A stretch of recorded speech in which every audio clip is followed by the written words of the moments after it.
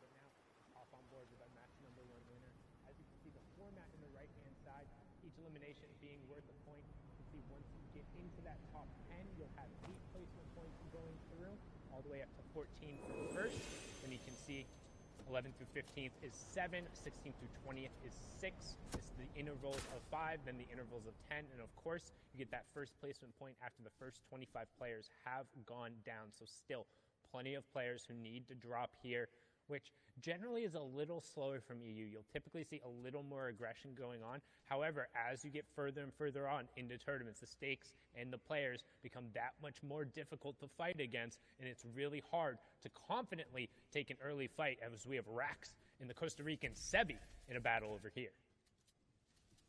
Ooh, and Rax on the back foot already. Now, this is that weather station just above Caddy. A Sebi going in. The shots are going to go through. He's going to get the initial damage, and he's going to follow up with the AR. The crowd spam, and it's going to pay off for him.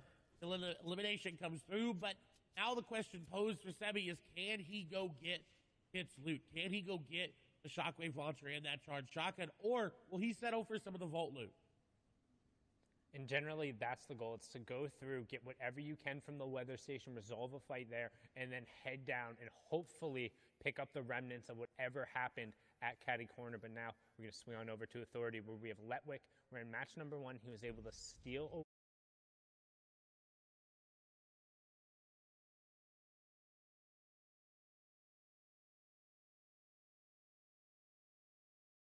before a number of times, particularly around that vault area where there are some areas you can't build. Players look to have just an immediate drop, but Letwick is set up really well in terms of his close quarters combat. Just having that epic SMG as well as the tactical shotgun and a legendary pistol means he has 3 really high rate of fire weapons that give him plenty of abilities to just spam and pressure Hardfind, who's going to be looking for an ambush here in a second. But right now, both players just farming up. And it seems like they're respecting each other's areas of this Authority. They kind of know, hey, he's going to be over here. I can tell by how he's looted. I know Letwick's going to be in this side because I know how he looted from Hardfind's perspective. But what's concerning about this is the players that are around. Carrot is there as well. You got 2 other players on the side. But Letwick is playing this very well. He's hitting some things, and then he's standing still. Because that's how the henchmen act. If they walk around, sometimes they'll hit stuff that's in their way, and then they'll stand still as you see one moving there. On the other side, we've got Wolfies, who's in a fight against some Marauders. Hopefully he's able to get out of those. The Marauders are very, very potent. They shoot you, they throw stinks at you, and they just will try to eliminate you at all costs. And they've got very, very good aim, especially with that hunting rifle there in the inventory of the Deadeye Marauder. Wolfies is pretty low, but he's got Ardent pretty low as well, 150 HP. Now the Marauders are coming in here. The third party this fight. Sometimes the third party does not always have to be an actual player. It can be the AI. And this is really good for Wolfies. He's allowing the Marauders to go after this player and go after him for him and get the initial damage. But if he goes in, he's got to be careful. He can't look to go in right away with all these Marauders around. If he doesn't do any damage to him, they're going to be very, very, very hard to build through and walk through. As you see, the builds are going to get broken. This is bad for Wolfies. He needs to get rid of the Marauders. The shots are coming in down to 11 HP. He's only got 2 builds remaining. Launchpad placed. He can't build anymore. Got a player right there in front of him. Sniper shot going to come out, and it does. But he goes down to a Marauder. Vato getting picked off there, but the Marauders catching Wolfies out. No builds, no natural cover nearby. Ardent soaking most of the aggression. Him opting to go down. Ardent will clean up all of that. So good heads-up plays by Wolfies to pick up the snipe, but the Marauders ultimately enacting their revenge there. And it can be so difficult when you get caught out by them, particularly in the open. The builds that will target those and will try and take them out. You're definitely able to kind of ditch them and get rid of aggro when you're around some of the more natural cover on the map, those houses, the bridges, and the stuff that are nearby. But Vato not going to be happy about that. Was trying to get a little bit of a third-party tag there, and Wolfie's punishing him right before he goes down. He says, hey, if I'm going down, you're coming down with me, and will also deny a key elimination point that could have gone over to Ardent. So ultimately, he's going to be upset his game is over, but at least he was able to pick up a little bit. Is now back on board here with Flois, and as we can see, he's used to fast starts, placing first with 5 elims in game 1 of Heats. as well. So let's see if he can turn this confidence into something more, as he is over on the northeast side of the zone with plenty of players around him. However, he has priority on the rotation, but not a ton of materials to really do it. You don't want to be forced to burn those metal and the brick here. We refer to those as the hard materials, because once they get built up, they provide that much more defense for you. However, just they're so much harder to get naturally as you move through the map that Flo is finding Cammy there, and you can see immediately he's going to head over there because he's like, hey, I need refresher in the term. This is it, because that's going to be refreshing for him. What a shot and a heads-up play by Flores. He desperately needed that, as well as his ammo was pretty low, too. Only 74 AR. That's not enough going into an in-game competitive Fortnite game. You definitely want to have a little bit more like Noah Riley here. Again, takes off Mr. Savage and now has the loot to show for it. The yacht coming in clutch with this loot. He's got this player down, though, with those tags, but the big shield going to be popped there. Now Noah has to be careful. He wants to go aggressive. His instinct is to push in with that crash pad and get the aggressive play, but that player back up to full HP. He's got to be careful. Shots go through the edit. Not going to connect on the shots there. Noah over the top. Shots come through. A 71 tag there for Noah, and now he's going in. Crash pad in. It doesn't matter, though. The crash pad is actually going to send him away. He's got to keep the pressure up to keep this player from popping down. He's got the crash pad. He's going in. Shots are going to come through. The player puts a stare over the top of his head, and another good tag there. But Noah's not able to find him. Noah's not able to finish him off. This player continuously layer changing, going up and down in between the builds, and Hydro is just trying to run for their life. Hydro trying to put as much distance as possible, and unfortunately going to go down there. Good job for Noah Riley on the chase. We talk about how important it is to resolve fights, particularly because you don't want that opponent burning those resources, because when you do take them down, they'll drop them there, and you want to get as much as possible. You can see Noah picking up all of the minis there. He's back up to 6. Good job, still has 4 crash pads. And one thing you'll note in particular when you're looking at these mid-game fights and what you should be keeping an eye on. Anytime a player has crash pads, that will enable them to push into boxes. You've seen it in 2 different ways, both from the top down, where they throw it against one of those cones because it lets them fall in. And then a perfect example, thank you, Ross Orange, for showing it right there, winning the fight against Hardfind very closely with 6 HP. That's the horizontal crash pad, where you line yourself up on the corner of the walls, you throw it against that corner, and it'll end up landing right behind you, and it pushes you forward into the box, but it won't affect the other player. So it allows you to line up your shot ahead of time, and most times it'll also put you behind them, so they're not able to play defensively, as Orange trying to play defensively here, but Bafo just comes in and says, hey, you didn't have enough time to reset and get your shields up. I will take all that loot. Thank you very much. And that's the dangers of taking a mid-game fight, is that if you take any damage, you're going to get third party. Players are going to recognize that shield crack sound, and they're going to move in. But on the other hand, look at Ledwig.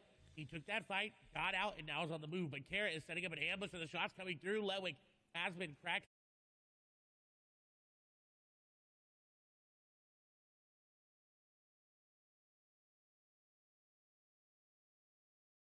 Have enough time to pop the big shield. He's just looking to try to pop another mini, and he does get it off. And now he's looking for a shot. He needs to put the pressure back onto Carrot, because if not, then he's just going to keep running around, and Carrot's finally going to be able to get a shot on him. I'm going to disengage.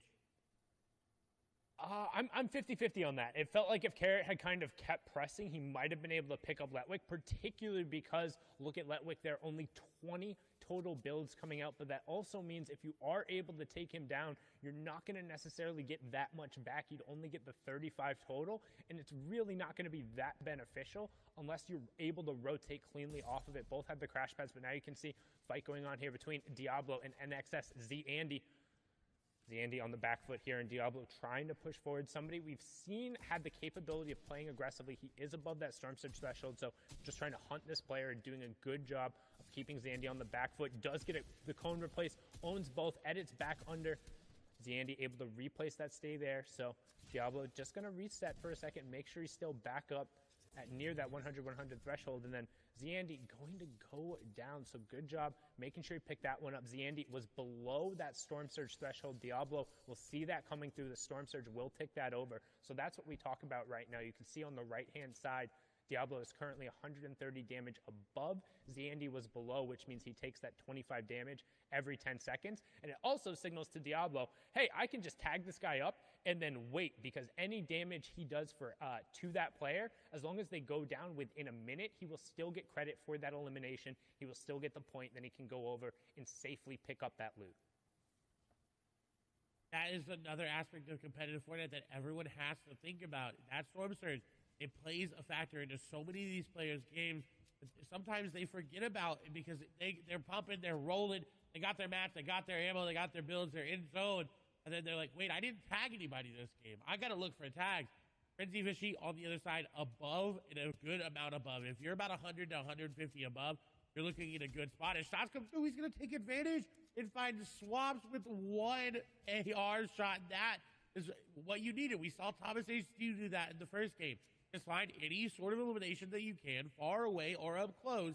Don't even have to risk yourself getting tagged up for it. Beautiful elimination. Yeah, but you notice how he's doing that behind a cone and editing a single wall. That's to avoid all of those hunting rifle headshots that we've seen come out time and time again. You don't want to get a game ender looking for some of those tags to make sure you're safe. But that being said, when we talk about tags and going through, that's generally meaning you're looking for long-range shots, not with the intention of actually trying to eliminate the opponent, but just doing some damage so you're not threatened by the Storm Surge, as Flois ends Froggy and puts a prime example of why you need a cone in a window and to limit the number of angles you have, because so many of these top-level players will be carrying those weapons, particularly in EU, that is known for their snipes and hitting their shots. Well done from the game #1 winner, who's continuing to roll with the momentum here. Boxed up next to Arctic, passive over the side, as we're transitioning now into that mid-game kind of territory as players are starting to get closer and looking for priority in terms of zone number 4.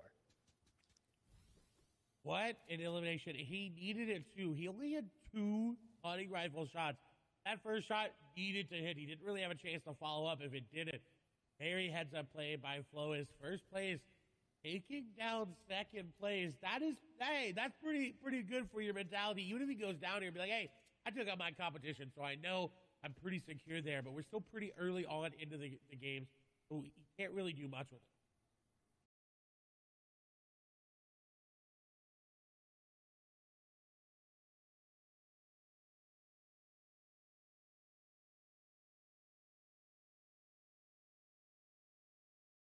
Now it's going to be that much more substantial, because effectively he's eliminated one of the players who can threaten him the most, as now we're on board here with ADN. We saw him have an amazing run yesterday, pushing in. Right there you can see the Dorito edit being taken down, and that's such a good push. Fastroki was looking to set up a crash pad there with that edited cone in his box, but ADN dropped in and then occupied the space, stuck to the AR, and then just used the weapon to close it out. Well done getting a key pick there in a mid-circle. And he desperately needed his mats were not looking good. Still are not looking good as well. So he's going to have to find another impact elimination along the way, as we're on board here with Ardent. Again, mats are not looking good. Now, there is a player's loot there in front of him that he more likely got the elim from. He's not actually prioritizing picking it up right now. It seems like he's just looking to build and then go for the loot. Mr. X is nearby. Benji's nearby as well. Hardest in an awkward spot. We've got Scram in this game here as well. Handy, passive, slick. A lot of players still alive. 61. When we talk about Storm Surges, this is a threshold where it's 50. 11 players need to go down. Narda makes a heads-up play to get a box. The crash pad's going to come through, but that's bad for him. Unless he hits the shot. Shots come through, and he does. Maestro going to go down the aggressive play. Not going to be rewarded. And Ardent will be rewarded for his passiveness. Yeah, and you can see the reason why so many players are fighting right now, both that Storm Surge and trying to get priority. We talk about 4th zone. Look in the bottom right-hand corner. Everyone is looking to box up and stake their claim on as much real estate as possible for when that half-in, half-out reveals. You don't want to be sharing a spot next to somebody as you go to rotate, and they're looking to clear out the players nearby as Ardent picks up Flois there. So 1 and 2 are down. That's going to open up the leaderboard. Tons of players will have an opportunity to charge up. Eyes are now on Hen and whether or not he can kind of extend his lead out there, as Ardent also picks up Lechi. Mongrel getting scout there in a brilliant job, because he's now cleared out all the players on this tarp. In that next, the half in, half out, the one before moving, is pulling directly over to this cluster of players. So Tayson, Benji, Helix, Wyzip, Mr. X will all be over there sharing the half in, half out with Ardit. They all have priority on everyone else who's rotating into the zone. So they're going to be fighting among themselves to make sure they're safe and not going to get ambushed, and then swap over to what Tayson's doing now and looking to catch the players, burning their rotation, burning launch pads and crash pads, trying to get into this zone. And this is very lucky for Tayson because, again, express the amount of builds in the inventory. He only had 54. That is not where you want to be for this endgame. So he has to find an elimination to get to these moving zones effectively. He does have the 6 crash pads, but when you start to use those crash pads, you start wasting those builds as you box up, and he needs to find somebody. As shots come through, he's not going to be able to beam people out of the air just yet, as we do see Nebby unfortunately falling, but he did get that top 50 placement threshold, which is what a lot of people are playing, that consistency. Hey, at least I went down inside of that. Tayson.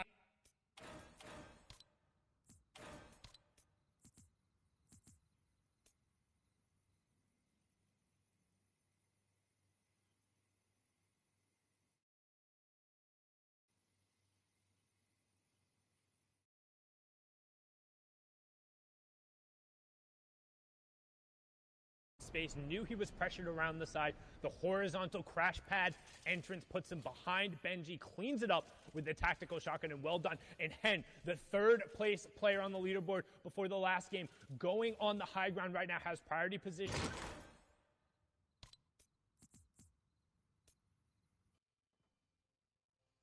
So well recently, cleaning up the cash cup on his birthday, had a phenomenal performance yesterday to also guarantee him spot here, and he has priority on this next zone. What that means is he's the closest to where the safe zone has to go past, so as it funnels and everyone else rotates, they have to go past Hen. You do not get to past Hen, and you notice he's built so much space around him, so he can't be shot at in return. All of these shots are completely safe, so anything he's able to convert on will turn into points for him here, as another placement point does take over. Now he's not shooting through that wall. That is just one of the graphical issues with the replay. He's picking up tags, but now you can see setting up a crash pad, going to use it to go on the rotation late, and he picked up a key elimination onto Wyzip there, as we have our top 35. And it's such a key elimination because he gets dual sliders at it. Now he's got free rotation everywhere. He could win this game based off that elimination. It was such an impact elimination. But he's being a little bit too greedy on that zone. He did get tagged up, but he's still good. Rotation coming in. We need to stop it going down in rotation. And he went down as well. So a lot of the big names are out of this game. But Hand looking to keep his dream alive and take down one player who landed right on top of him. That was a very, very heads-up elimination onto Pablo. But he's not that healthy. He has those minis in his inventory, about 126 effective HP. He needs to find another one. He needs to find the outside. He can't be in this cluster. It's really weird to take the grapple gun and then immediately go into the middle because you don't really have the ability to utilize it. And that's what we're looking for, getting towards the outside of the zone so he has more options there. Anas, teammate up on the high ground there, but this is the solos competition, just playing for the same org. You have Gamers Origin, Deceptos there on the middle as we tick over top 25. Another point going through. Anas running through the high ground. Reason still in the match, and you can see Deceptos picks up Ardit there as top 20 ticks over. Another point going through, and right as I say his name, Reason ends up going down. This is looking like a Become Legends top 15 right now, as they have 3 or 4 players still up, but Deceptos trying to find the space, finding a good job, tarping his way through and making sure that he owns all of the builds on this level as we close in on top 15. Bad Sniper missing out on a key placement point, and Deceptos looking to try and find a pick on this Crash Pad player, doing a good job to deny the rotation, finds a tag, but not able to necessarily convert it. So many shots, but no elimination coming through, and he has to find that. That's such a key pickup. Inside the top 15 we go. Can he chase down this player? And he finally gets it. That snipe going down, but Hen is still up, picking up Orion as we get into our top 10. Deceptos is going to have to make a play as it's going up a little bit of an incline. You see it. The old builds are there as well. Hen is going to fall. Slick going to fall in tandem.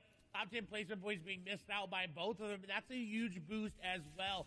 Deceptos able to hold on. There's a player on the other side. Shots are coming through. He's getting the tags, and he does. Frenzy Fishy is going to go down. Deceptos needs to get out of zone, though. He is sitting and ticking. He doesn't have any floppers. He's looking to get in, and he does. But a shot comes through. Floki going to be the one to take him down, and now 2 eliminations here for Floki. The player right on top of him. He's got to be careful. Shots go through. Back into zone goes Floki.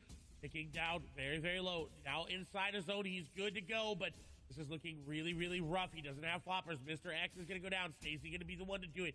He'll try to be popped there. And look at Anas just Tyro whopping all the way up top. He's just walking over old builds. I don't know how many builds he's got left, but he may be able to win this just solely based on zone we talked.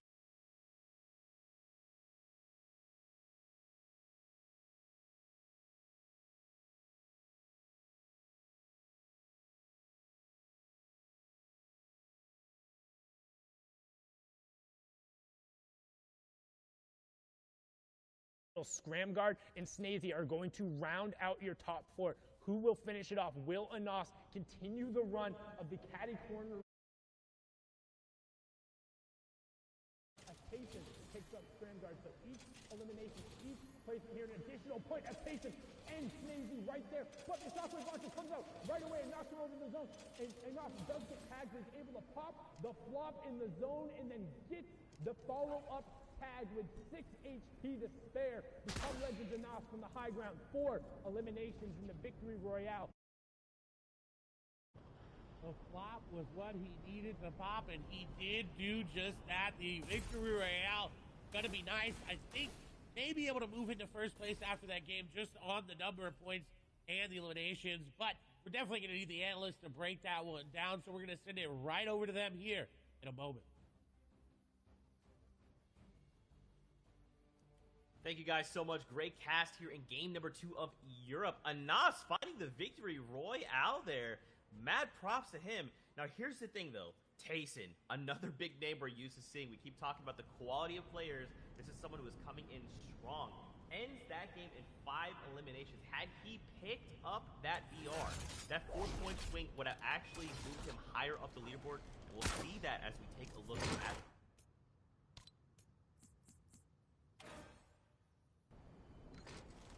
Story here right now.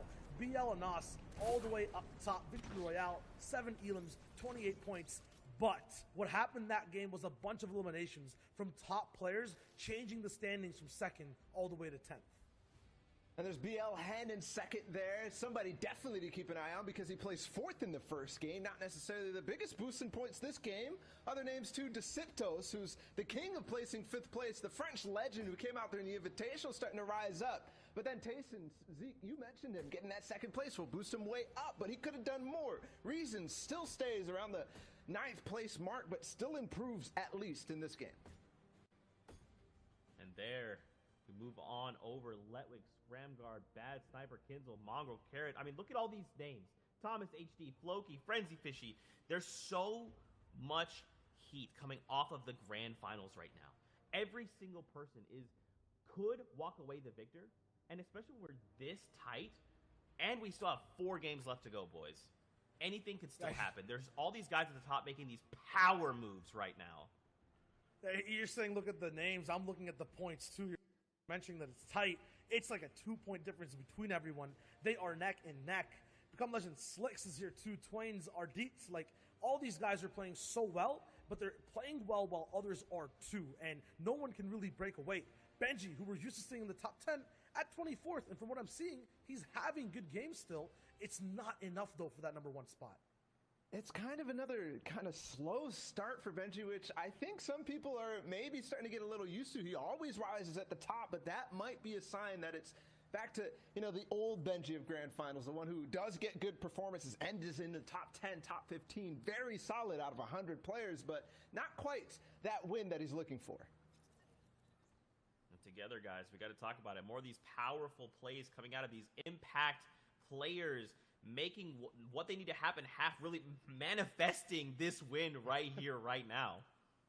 Yeah, Grand comes in many different forms. We're starting off with how Power struggles on early games off spawn fights, and Noah Riley, Mr. Savage, they had a big battle down. Noah showed that he was more powerful.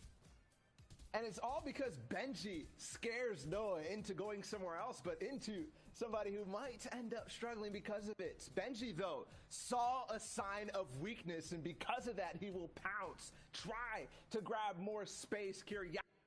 to grab more space. Kiriachi looking in the background, and Benji knows, and he will hunt. This is one of the best players at fighting in the early and mid game, and Benji is not scared whatsoever. Got power vacuum basically here over at Slurpy Swamp, and Benji gets in the box with style, breaks through, hits a big shot, and shows his power afterwards as well.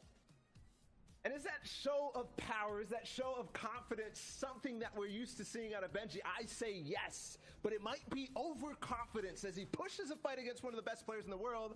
Now we're switching over to Flois, and for him, it's a shift. Yeah, for him, he was holding power in game number 1, continues to, dropping down Froggy, who was in second place on the leaderboards at the time, but holding power sometimes comes with a cost. He loses it over to Advise, and we see one of our new players who are in that second place slot.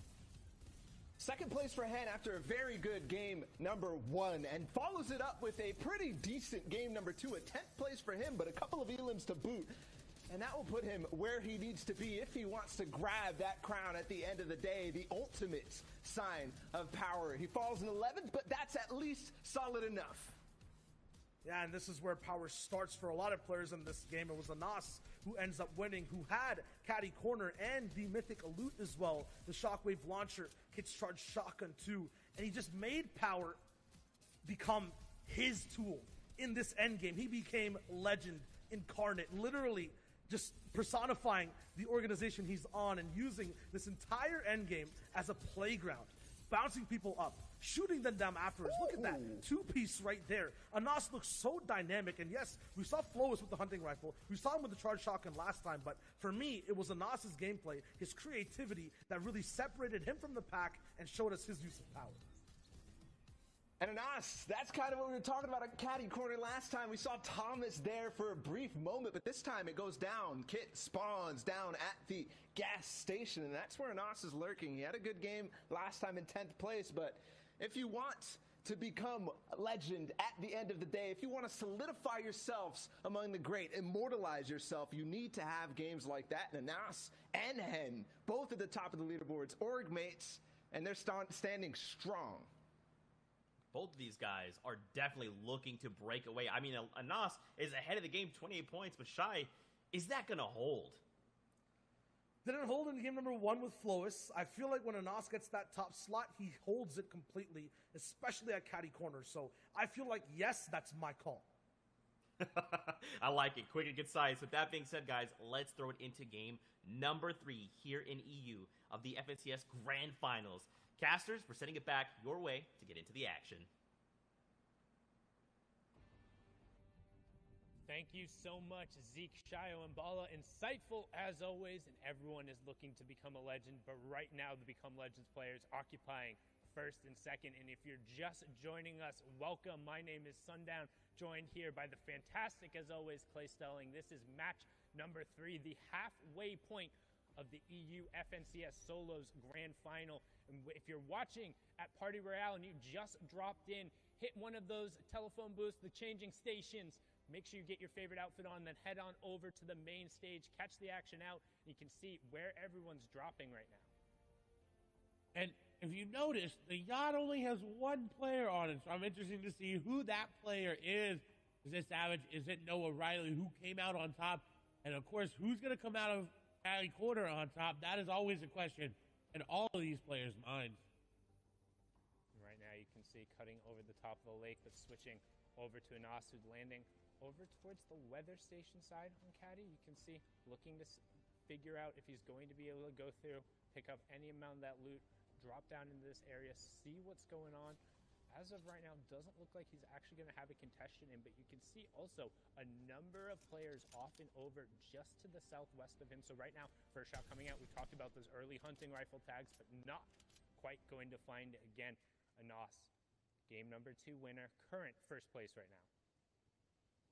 And he's in a very good spot to keep that first place, but Hin right behind him. We've got to keep our eye on that elimination feed for that come up as well. If Hin, only 3 points behind, is able to make a play to start to make the ground up, is Vadil going to get some nice shots there. The Doug Splashers, though, are going to get that player up. The nice edit is going to drop the player down. The edit around as well. He's got him boxed up, but The fish is going to escape as Vadil looking to crash pad on in, using the jump there. He's actually not going to go in. He's going to take the wall and the cone up top. And that was so smart to outplay Advise there.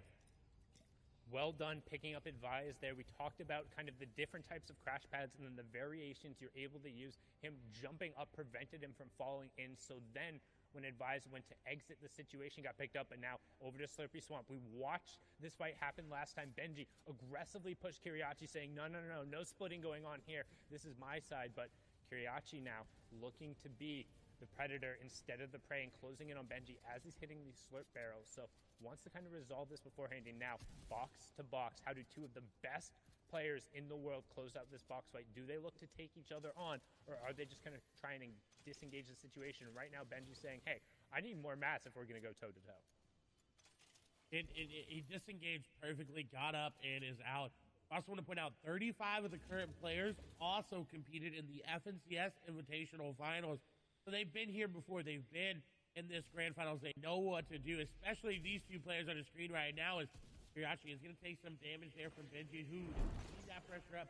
There's that rare attach to the socket, and now seem to find a creative way inside. Kiriachi actually went up and around the shots we're doing, exchanging high ground and exchanging shots. As Benji takes a nice tag there on Kiriachi. He still hasn't yet to take any damage himself. Kiriachi is still pushing. This is exactly what we expect from him. And Benji baiting him to drop down. Kiriachi was ready. The back and forth going in favor of Benji right now. Kiriachi keeping the pressure up. Benji going to get tagged up a lot there because he couldn't build the floor. He's trying to pick X for that code as the edits come through. Benji going through old builds. This is really good, but once you reset that metal, it's very, very weak and it's easy to hit. Please put some distance in between him, Kiriachi, and Domenia Snipe. I was about to say, Domenia Snipe, hearing the action going on, wants to take a peek inside, but he very well knows who's there. I'm not sure you want to jump on into that pond. Don't want to get boxed like a fish between those two. It's more like getting boxed between two sharks. A rock at a hard place. Pick which one and who's who, because Benji, right now, just again, looks like he's done enough to fend off Kiriachi. You say, how long are we going to do this for? How long are we going to burn mats and just sit here and force each other back? Because both of these players are good enough to hold the other off, or at least make them pay for it if you don't get that initial ambush off of the start, which is why you now see Kiriachi kind of backing up a little bit, making sure he gets some mats before heading back in towards Benji again, looking to potentially respark this engagement. And I'm not surprised from Kiriachi. He is very, very aggressive, but we'll have to see if that turns out in any of their favors. As Seventor now being aggressive onto Diablo. Diablo's going to get the initial shots there.